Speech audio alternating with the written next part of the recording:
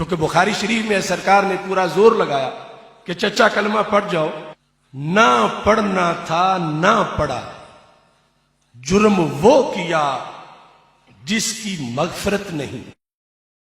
اے مسلمان دیکھ قرآن اور سمجھ دین نبی۔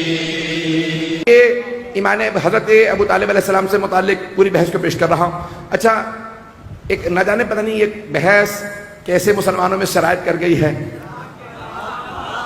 کہ کسی اور سے متعلق یہ بحث نہیں پیش کی جاتی۔ اچھا، جو افراد حج پہ جا چکے ہیں ان کے تو ذہن میں ہوگا، اور جو نہیں گئے ہیں خدا انہیں جانا نصیب فرمائے۔ جب آپ حج پہ جائیں گے نا تو اب وہاں آپ کو متوع ملیں گے، تو وہ آپ کو یعنی جنت معلیٰ جو قبرستان ہے رسول خدا کے اجداد کا، کہ جہاں جناب ابو طالب ہیں، جناب یعنی خود جناب سرور کائنات کے جناب خدیجہ ہیں، ان کے بیٹے ہیں، جناب عبد المطلب ہیں، جناب ہاشم ہیں،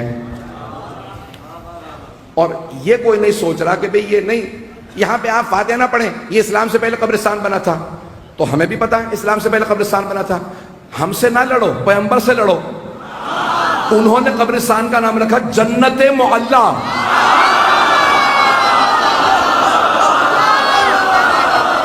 حبیب خدا نے نام رکھا جنت معلیٰ، جنت بھی نہیں، جنت معلیٰ، جیسے ہے کربلا معلیٰ۔ تو عزیزان گرامی وہاں آپ جائیں نا تو اگر متوع کھڑا ہوگا کہتے خبردار یہاں فاتحہ وغیرہ نہ پڑھنا، زیارت نہ کرنا، آ کے کوئی دعا نہ مانگنا، اور 3 الفاظ ہی انہیں یاد ہیں۔ یہاں پہ اگر فاتحہ پڑھو گے، دعا مانگو گے، ذریعے پہ زیارت کرو گے تو بدعت ہے، شرک ہے، حرام ہے۔ میں بار بار کہہ رہا ہوں، نہ جانے کہ 3 الفاظ انہیں کون دے گیا۔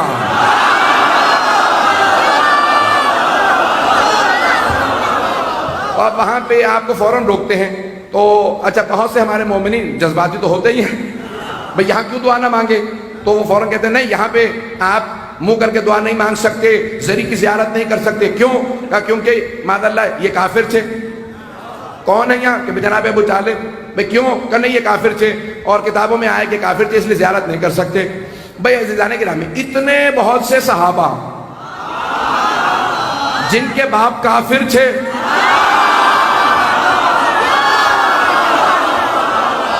نہیں میں توہین نہیں کر رہا ہوں، میری عادت ہی نہیں ہے بالکل بھی۔ عزیزان گرامی بھئی کتنے بہت سے ایسے لوگ تھے جن کے باپ جو ہیں وہ کافر تھے، لیکن کہیں پہ ضد نہیں ہے، ضد ہے تو جناب ابو طالب سے۔ تو وہاں پہ متوع کھڑے رہیں گے، کہیں نہیں یہاں زیارت نہیں کر سکتے کیونکہ ان کی زیارت کرنا جائز نہیں، بدعت ہے، حرام ہے، شرک ہے۔ کہ کیوں؟ کہ یہ کافر تھے، اور کہا کہ بہت سی احادیث بھی پیش کی ہیں۔ کہ کیا؟ بھئی پیغمبر اسلام نے ان کو کان میں کہا چچا جان آپ کلمہ پڑھ لیجئے، میں روز قیامت آپ کی شفاعت کر دوں گا۔ پیغمبر نے کان میں کہا تو ایک بات تو واضح ہو گئی کہ شفاعت ہے، نہیں پہنچا سکا۔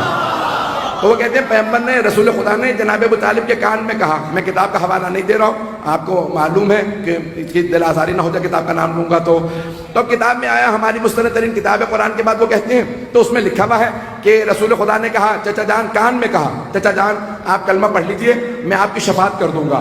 تو جناب ابو طالب نے فوراً پلٹ کے کہا بھتیجے میں اپنے اجداد کے دین پہ باقی ہوں۔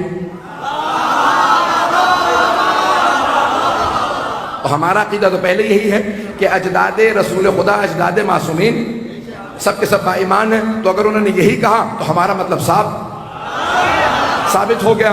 اب وہ کہتے ہیں کہ نہیں رسول خدا نے کان میں کہا جناب ابو طالب سے چچا جان آپ کلمہ پڑھ لیجئے۔ مجھے تعجب ہے مسلمانوں پہ، سننے پہ آتے ہیں تو کان میں کہیں بات سن لیتے ہیں، اور نہیں سننے پہ آتے تو غدیر میں چیخ چیخ کے اعلان کر رہے ہیں من کنت مولا فہذا علی المولا، اور وہاں پہ کسی کو سنائی نہیں دے رہا۔ عزیزان گرامی وہاں پوری بحث یہ ہے، وہ کہتے کہ نہیں آپ ان کو یہاں پہ آ کے سلام نہیں کریں، زیارت نہیں پڑھیں، اور یہ بدعت ہے، اور پیغمبر اسلام نے کان میں کہا تھا۔ اور بھئی اچھا ٹھیک ہے کان میں کہا تھا تو آپ کو کیسے معلوم ہے؟ کہ اس کے 3 راوی ہیں، آج 3 پہ چلتا رہے گا سارا سلسلہ۔ تو میں 3 راوی بتا رہا ہوں، میں کسی کی توہین مقصود نہیں۔ تینوں راویوں کی جلدی نام سن لیجیے۔ پہلے راوی ہیں عبداللہ ابن عباس،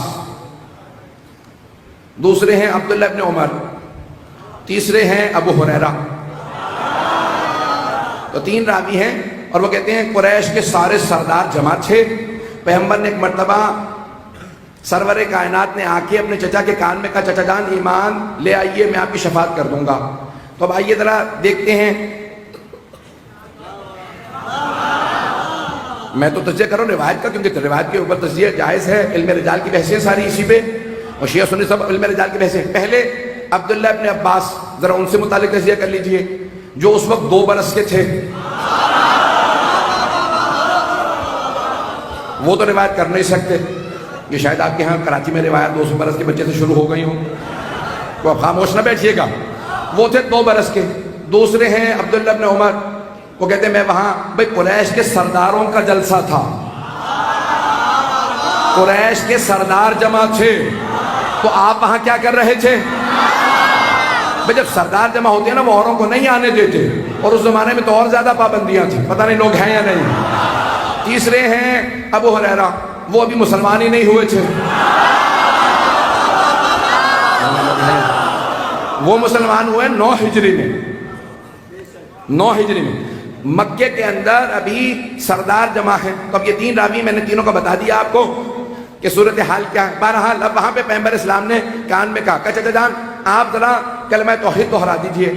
آج تک شیعوں میں تلقین باقی ہے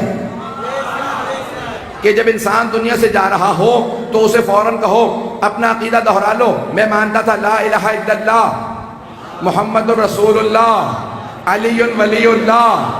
اور میں مانتا تھا کہ علی کے 11 بیٹے بھی امام ہیں. پہلے کا نام حسن. اور روایت میں ہے کہ 12 تک سب کے نام دہراؤ. اور ایک مرتبہ کہو کہ تم قرآن کو مانتے تھے, سیدہ کو مانتے تھے, سارے عقیدے کو دہراؤ. تو دہرایا عقیدہ اس کے لیے جاتا ہے جو با ایمان ہو. بے ایمان کو آخری وقت میں نہیں کہا جاتا. پہنچ رہی ہے